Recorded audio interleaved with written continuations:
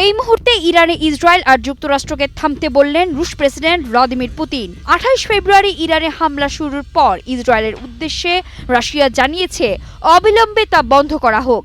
এমন সামরিক পদক্ষেপকে দায়িত্ব জ্ঞানহীন আচরণ বলেই মনে করছে মস্কো।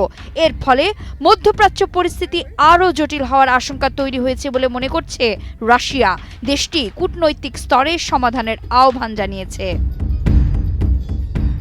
ইরানের বিষয়ে আন্তর্জাতিক পরমাণু শক্তি সংস্থার বোর্ড অব গভর্নর্স এর একটি বিশেষ অধিবেশন ডাকার জন্য সংস্থাটির সচিবালয়ের কাছে অনুরোধ জানিয়েছে রাশিয়া। ভিয়েনায় আন্তর্জাতিক সংস্থাগুলোতে নিযুক্ত রাশিয়ার স্থায়ী প্রতিনিধি Mikhail Ulyanov social media platform এক্সে এই ঘোষণা দেন। IAEA তে আলোচনার উদ্দেশ্যে রাখার এই বৈঠকের লক্ষ্য হল যুক্তরাষ্ট্র ও ইসরায়েলের সেই হামলার নিন্দা জানানো, যা রাশিয়ার দাবি অনুযায়ী IAEA এর নিরাপত্তাধীন পারমাণবিক অবকাঠামোকে লক্ষ্য করে চালানো হয়েছে। দীর্ঘদিন ধরেই পরমাণু নিরস্ত্রীকরণ চুক্তি নিয়ে ইরানের ওপর চাপ সৃষ্টি করে আসছিল ওয়াশিংটন। এই বিষয়ে একাধিকবার দ্বিপাক্ষিক বৈঠক হলেও শেষ পর্যন্ত সংঘাত এড়ানো সম্ভব হয়নি। শনিবার পেন্টাগনের নির্দেশে ইসরায়েলি ও মার্কিন বাহিনী ইরানে যৌথ অভিযান চালায়।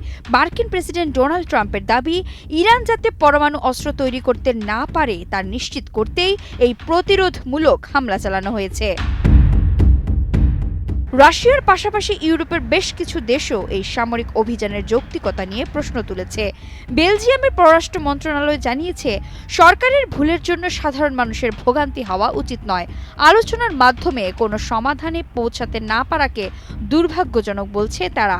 নরওয়ের পক্ষ থেকে জানানো হয়েছে যে ইসরায়েলের এই সামরিক পদক্ষেপ আন্তর্জাতিক আইনের পরিপন্থী।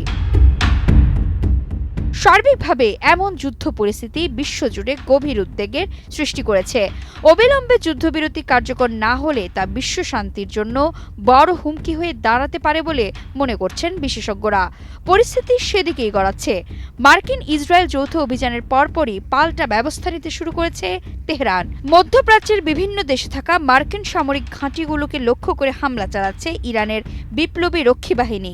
তাদের আক্রমণ শুধু ইসরায়েলের সীমাবদ্ধ নেই, বরং জর্ডান, সৌদি আরব, ইরাক, কাতার, কুয়েত এবং সংযুক্ত আরব আমিরাতেও উত্তেজনা ছড়িয়েছে। সেসব দেশে থাকা মার্কিন ঘাঁটিগুলোর 27টি স্পটে তারা ক্ষেপণাস্ত্র এবং ড্রোন আক্রমণ চালিয়েছে বলে খবর পাওয়া গেছে।